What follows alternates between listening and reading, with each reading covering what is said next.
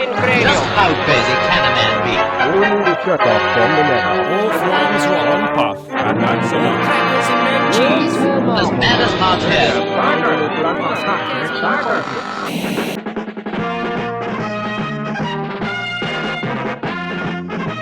Obviously designed to shock and startle.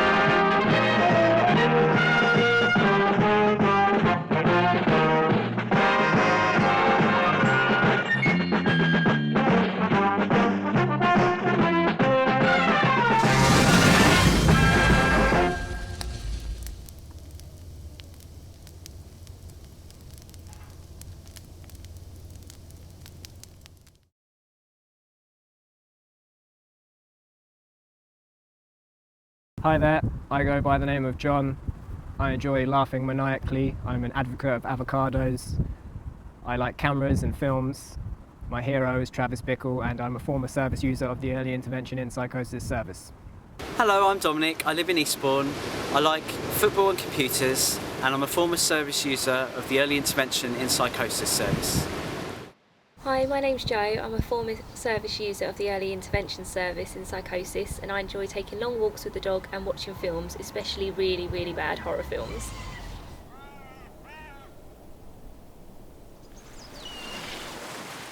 A psychotic episode is losing grip of what reality is, what most people think reality is. For me personally, it was more like slipping gradually.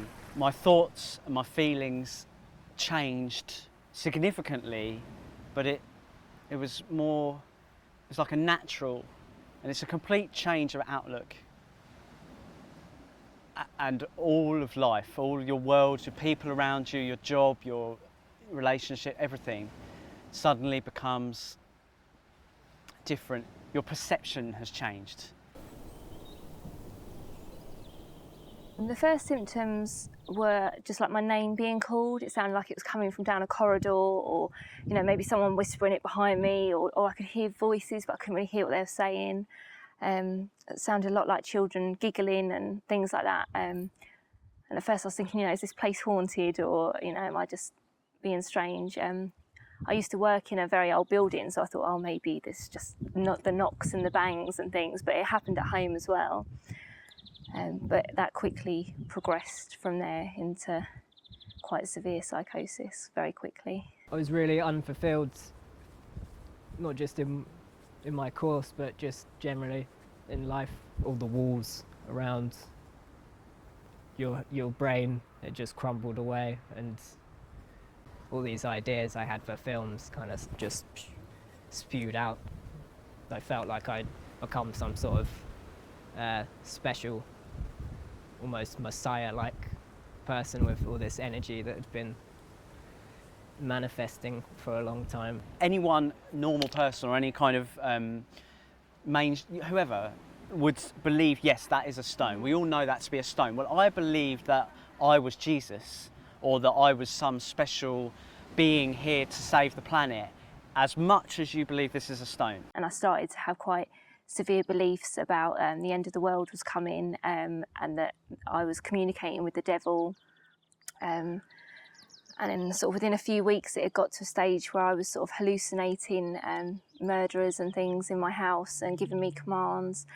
And if I didn't go through with them, then they were going to hurt my friends and family and things like that. So yeah, it got quite scary very quick. It went from seeming quite light-hearted to really serious really quick.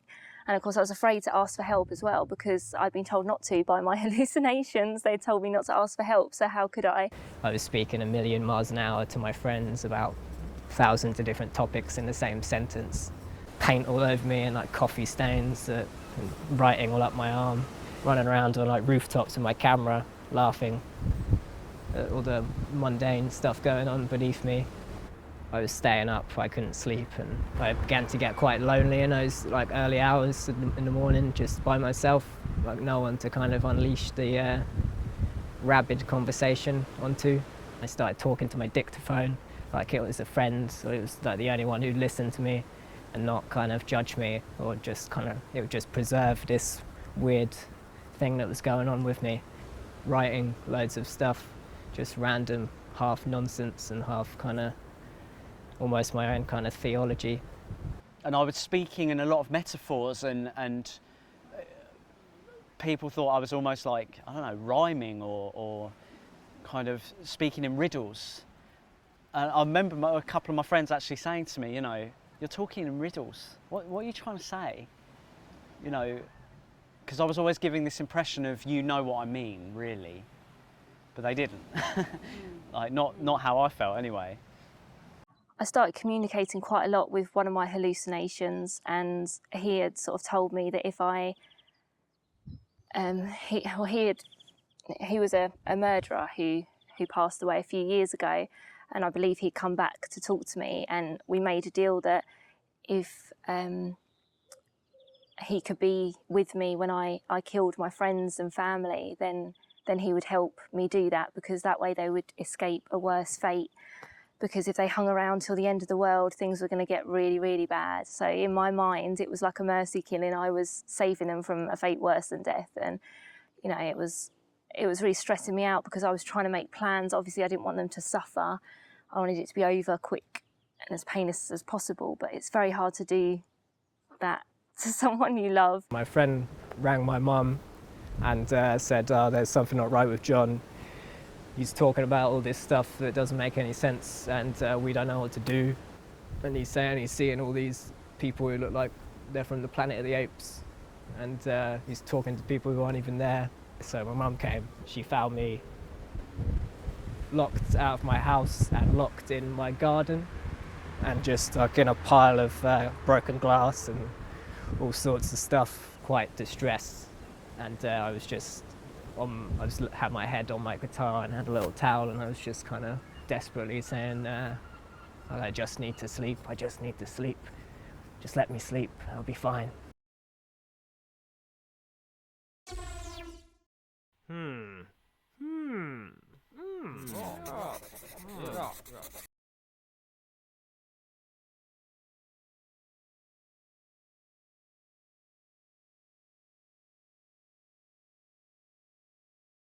When I first heard the term early intervention service, my first thoughts were the Finding Nemo film, where the two sharks shout, "Intervention!" and they grab the other shark from eating the fish.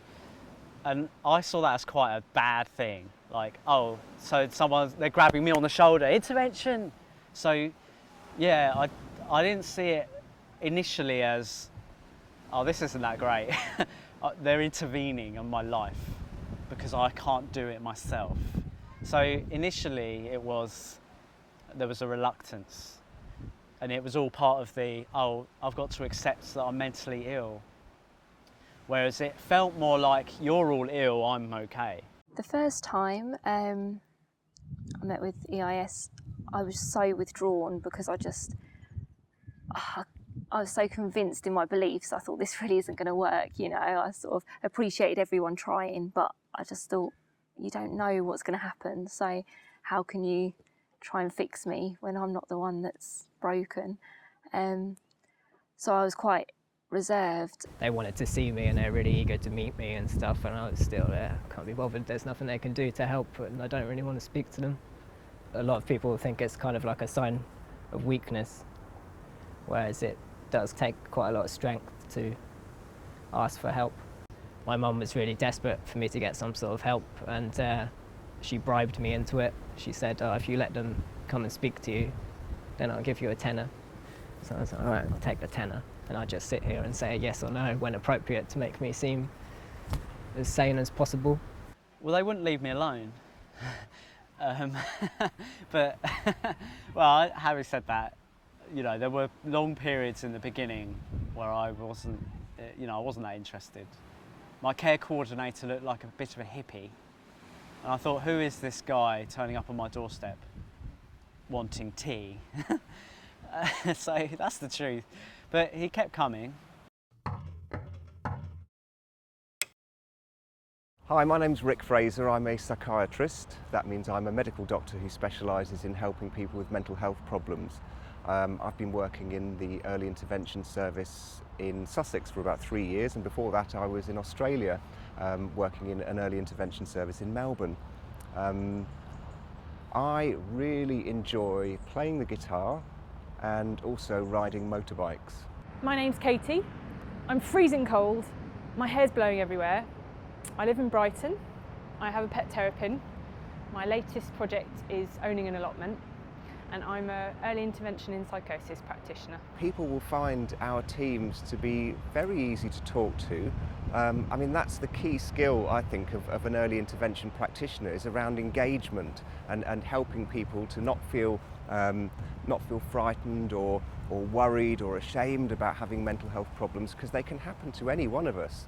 Part of the ethos of our way of working is to be patient and flexible. So initially it might just be having a chat. Don't charge in, don't ask too many questions. Ask them what they think's been going on for them lately, and if there's been anything that's been troubling them, I guess, so that you can kind of make your own assessment, but in more of a collaboration with them. It was someone really giving me the time to talk and really listened. Someone, I can't recall, I can't really remember anyone giving me that level of attention, just listening regularly, you know, once every week or once every 2 weeks.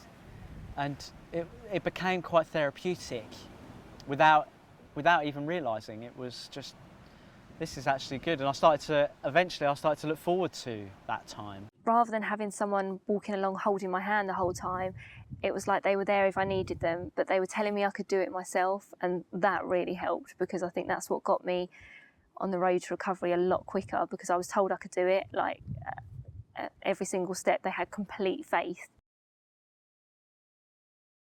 The early intervention team is made up of lots of different people with different backgrounds. You will have a psychiatrist, We also have employment specialists, social workers, doctors, mental health nurses. pharmacists. Then there will be care coordinators. I'm an occupational therapist. We have support time recovery workers. Peer support workers. They bring their own experiences of mental health problems. A psychologist, and they also may be doctors but not medical doctors, and they're specialists in talking therapies and helping people to understand the psychological nature of the psychosis. I spent a lot of time mulling over whether to get in touch or not, but I didn't really have any other choice. My circumstances pushed me into it, I think. They got in touch to say that they were having problems with housing. They were being kicked out and they didn't know what to do. So I said, let's meet. We went into town, we had a coffee, we talked about what stuff had been going on, and then we made an appointment with the local housing trust, and they helped us fill in the relevant forms, and we got in touch with the council.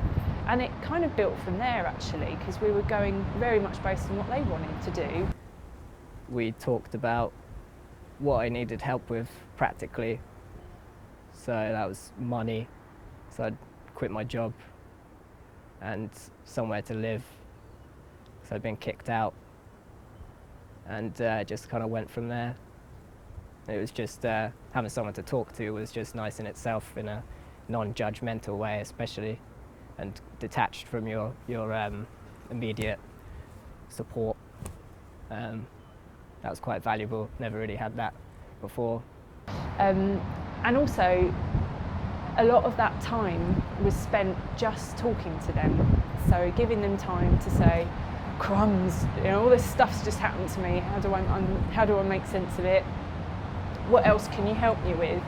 And then we talked about other things. After I got the immediate problems kind of tended to, I was still quite all over the place. So I decided I might give medication another go.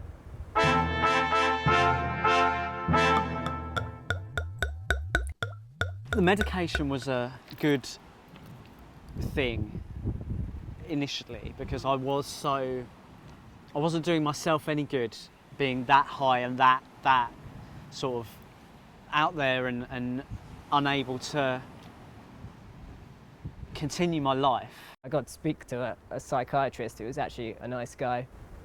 That was quite strange. because all the psychiatrists I met before then had just talked at me and told me what I needed and what is best for me. The main thing was the choices I was offered, and being really honest and transparent about what they're going to do, how they'll work, and possible side effects and things like that. And also what really helped or kind of swayed me into it more was him telling me stories about other people's experiences and how it's helped them, and I kind of identified with a lot of the stories he told me and the particular cases, and I thought, oh, it kind of worked for them, so that sounds like the sort of help I need or would benefit from. I started taking quetiapine, and within 2 days the voices stopped, all of it, everything stopped. I remember I was sitting on the sofa and reading a book and just suddenly thought, hang on a minute, this is silence. This is what other people mean when they mean silence. And I didn't realise until then, but all my life I've never had silence. I've always had some little voice in my head, you know, a negative voice, or I've had an outside, what I call my outside voice, where it's like constantly shouting your name, or you're hearing sirens or stuff like that. And this was silence. This was actual, real silence.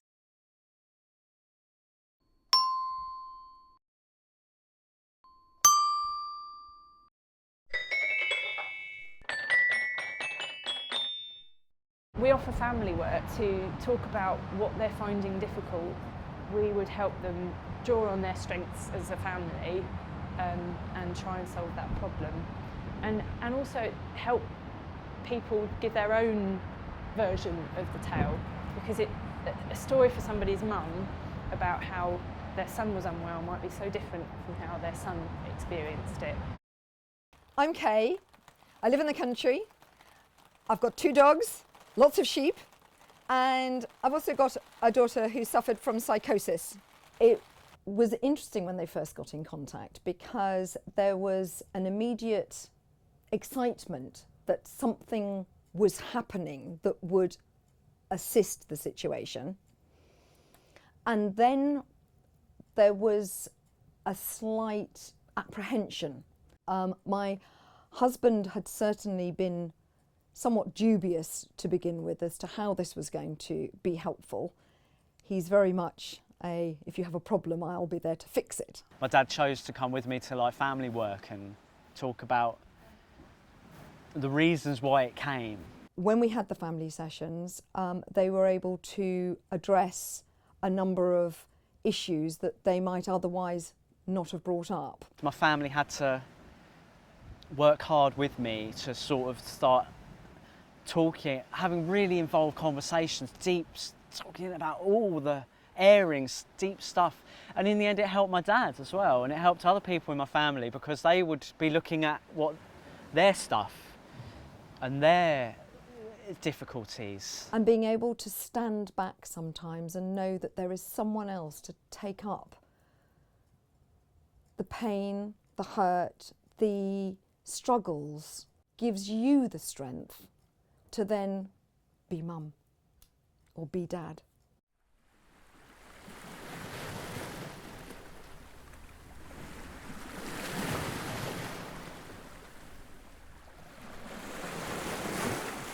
We'll actually take referrals from anyone, so you don't have to be a doctor or you don't have to be a psychologist or a nurse to make a referral. Actually, family members can make referrals.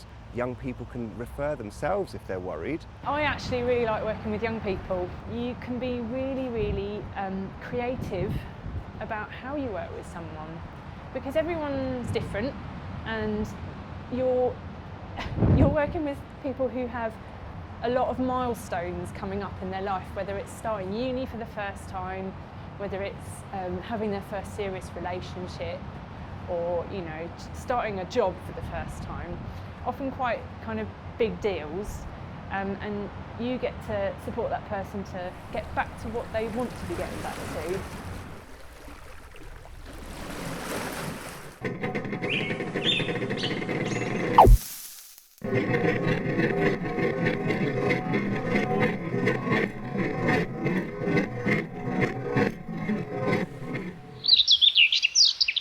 Every single person has a very different story to tell.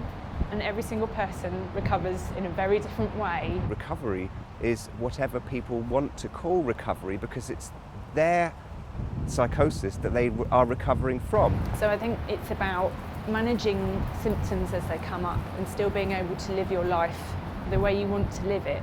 So I think it's really important that other people, that professionals don't try and impose their own version of recovery on a person who's experiencing psychosis. A big part of that is about helping somebody work out how they stay well.